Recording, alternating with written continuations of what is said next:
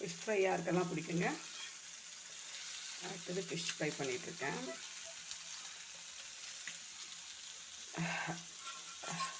இவ்வளோ மீன் வறுத்தா மட்டும் நெடி எப்படி தான் வரதுன்னு தெரியல.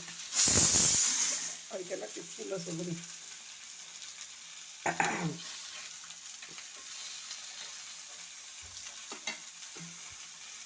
எப்பவுமே பேரண்ட்ஸை சந்தோஷமாக வச்சுக்கோங்க. நம்ம வாழதே நம்ம அம்மா அப்பாக்காக தான். அவங்களுக்கு என்ன வேணுமோ செஞ்சு கொடுங்க.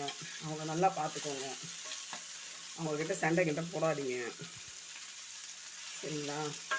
எப்போல்லாம் டைம் இருக்கோ அவங்க கூட ஸ்பெண்ட் பண்ணுங்கள் அப்படின்னு இது என் ஃப்ரெண்டு எனக்கு சொல்லி கொடுத்துருக்கா போல்.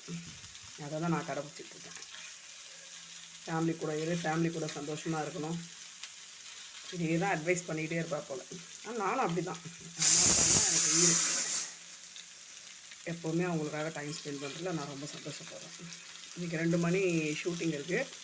அதுக்கு முன்னே என்ன வேணுமோ அதை முடிச்சுட்டு ஆல்ரெடி ரவா கிச்சடி பண்ணிவிட்டேன், சட்னி அரைச்சிட்டேன்.